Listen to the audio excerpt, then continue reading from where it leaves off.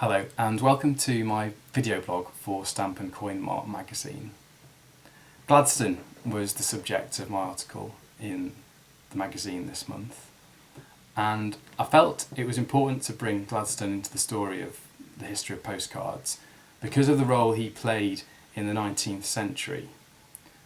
Not only was he Prime Minister in 1870 when the postcard was first introduced, but he was an avid user of postcards.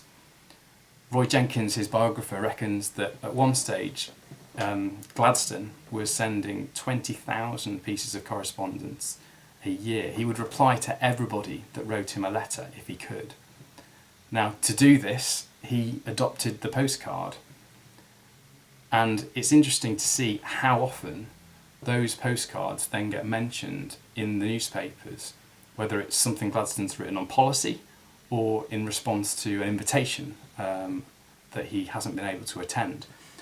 Such as in October 1877, when Gladstone went to Ireland, he was invited by a number of societies to come and speak to them. And the Times on the 19th of October said that people had to be satisfied with postcards that he sent in reply to their invitations. And I quote the article, it says, "These are treasured trophies and shown about."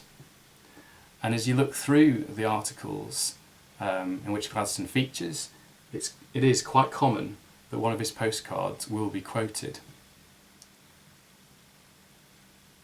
So key was Gladstone to making the postcard a popular form in the UK that in 1899, when the Times wrote an article on the history of the postcard, they attributed the postcard's success in part to Gladstone himself. It says, "No one helped more in this direction," that is making the postcard popular, "than the late Mr. Gladstone, who has made countless numbers happy by the receipt of a card bearing his well-known writing." Now, it's worth remembering that the postcards that Gladstone was sending weren't picture postcards. Unfortunately, picture postcards only came in the 1890s. So for the time that Gladstone, for most of the time that Gladstone was Prime Minister, the picture postcards didn't exist.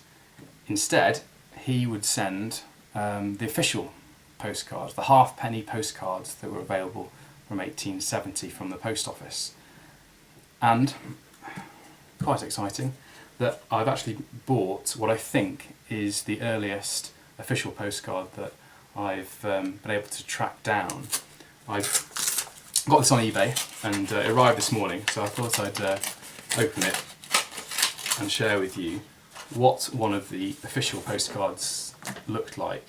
So here it is from Belgium, of all places, and that is it.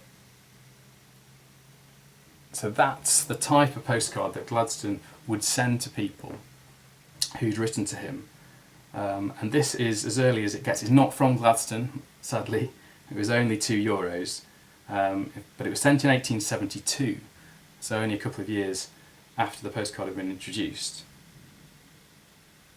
And on the back, I hadn't seen this message on eBay when I bought it. It talks about a delivery worth, I think, £14, it says, in London. There you go. So Gladstone was sending thousands and thousands of these each year as he travelled around the UK, because obviously it was something that he could take with him and was very convenient rather than having to write a formal letter each time. I hope you enjoyed the video this month, and I'll see you again soon.